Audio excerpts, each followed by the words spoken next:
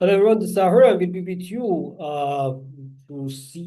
to review the central banks meetings in Europe and also Turkey, and then we're going to check the U.S. inflation and labor market data, and finally we will review the market reactions and we'll talk about how the market can react next days and what's our expectations. Going forward, first of all, let's check with the Central Bank of European Central Bank, the Central Bank of Europe, your European Central Bank, ECB, whatever you say. With no surprise, we passed the central bank's meeting in Europe as expected. They held the interest rates at 2%. The only changes that we had, it was in economic growth expectations. Now the European Central Banks expect that ECB, that European economy to increase by 1.2% in 2025 against the 0.9% expectations that they had previously. Generally for inflation, they almost didn't change the percentage is almost as similar as the projections that they had in June. I mean, like for 2025, and they are expecting the inflation of 2.1%. For 2026, they expect a 1.7% and 1.9% expectations of inflation expectations for 2020. So generally, the market is just like they're continuing the same expectation, and the market didn't get any surprise from European Central Bank with no change in the policies as well.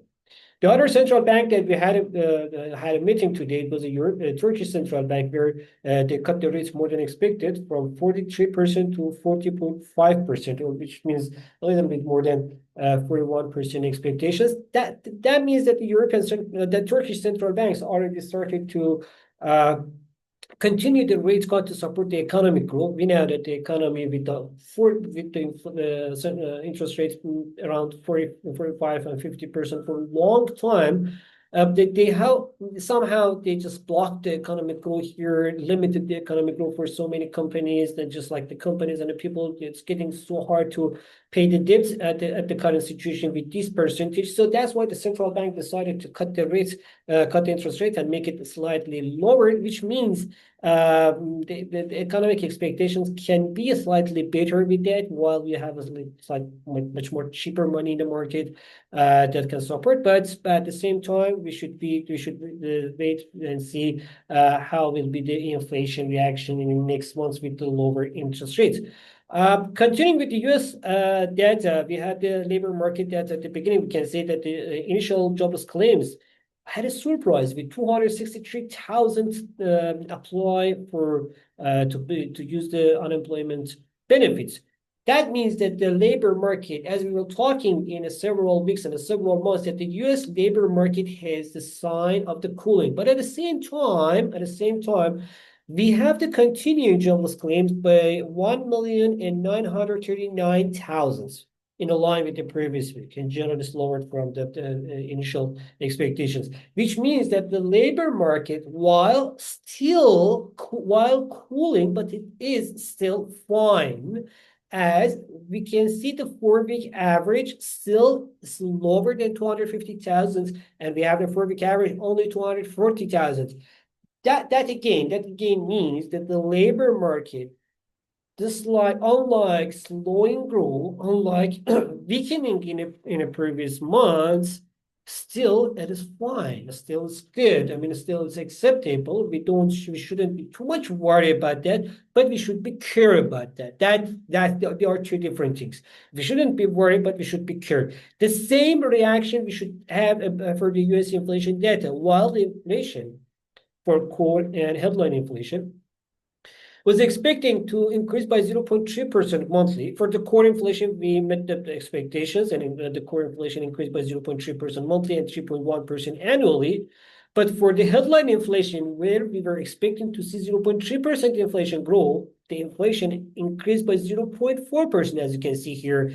And on the annual scale, the headline inflation is up to 2.9% now from previous 2.7%. And when we see that like a CPI index, non-seasonal adjusted, is increased slightly to 324. and adjusted also, same, the CPI index for adjusted and non-adjusted, both of them, they increased compared with the previous month, which means now inflation should not be concerned, we shouldn't be worried too much about the inflation, but we should care about that as inflation is slowing. Yes, just like in overall trend, yeah, this one slight increase.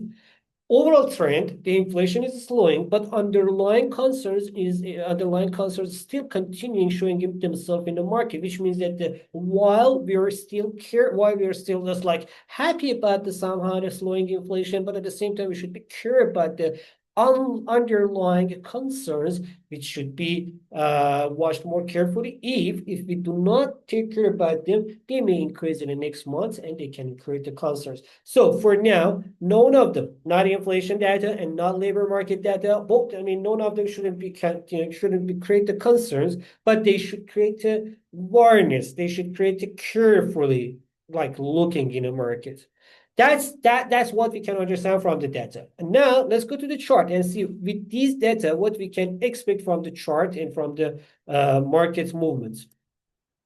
Let's start shortly with the Turkish lira and the Turkish Central Bank. The Turkish lira is getting slightly, again, continuing its weakness. Now it's trading for each dollar. We have 41.3 Turkish lira, which means that the Turkish lira is still continuing its overall uptrend against US dollar and getting weaker. Now still market counting on 46 Turkish lira for each dollar, and expectations is continuing. The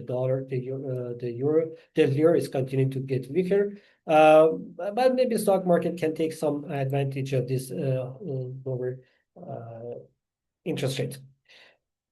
Going back to the Europe, as you can see here, while the European Central Bank held in the current interest rate at 2%, at the same time, they increased their economic growth expectations from 0.9% to 1.2% for 2025. That support the euro against dollar and other rubles to make it slightly more powerful. Now we can see that the euro is still getting slightly stronger against the euro against getting slightly stronger against the dollar and improving. So which can be somehow the good news for I mean it can be somehow the good news for euro, but on the stock market it cannot be too much welcomed by the European stock markets.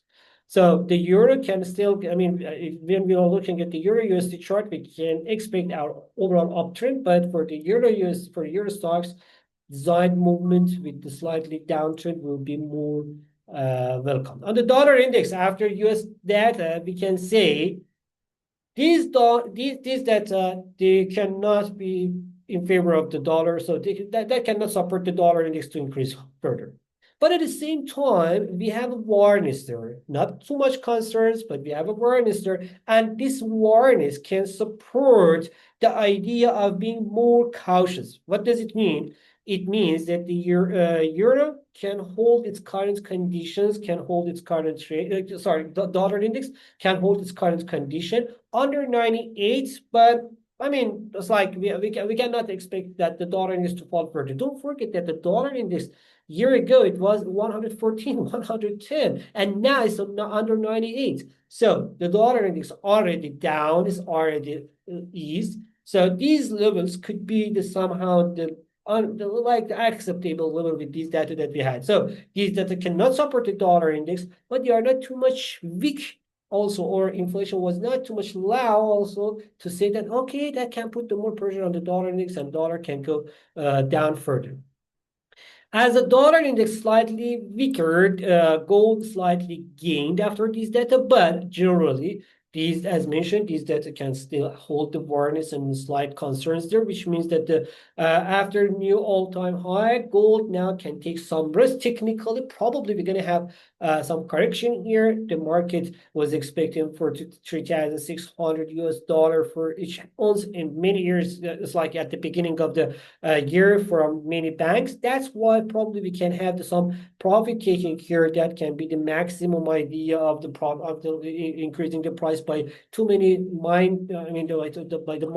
just like in the mindset of too many traders and investors. That's why the technical correction is not out of the mind for these levels.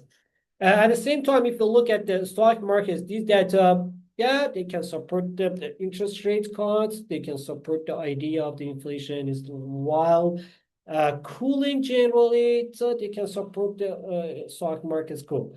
There is no exact sign for that, but with these data that we have in the market, with the awareness that we have, with the slightly slower grow economy, when we are looking at the economic data, we can see that the real income is getting, the real income, don't forget the US real income fell by 0.1% for the first time since 2024, which means that the market, the people, or the average income also slightly increased. It's like increasing varies more slightly comparing with the previous months and the previous year. That means that the people's income and the spending can be weaker as the credits also increased. The consumer credits. All these data says that we should be more very cautious about stock market's uptrend continuing in the next months. So we can say that these data, all the data together, the market condition also turning on this warns, this alarms that be careful. That's the level that you should be careful about that. Same thing for S&P 500, for same thing for the Nasdaq and the Dow Jones as well. But again, as mentioned, there is still no clear sign for this being the cautious, but still we should be the cautious about the levels. These levels, they are so critical levels, man. You may lose, yeah, you may lose some of your just like profits here.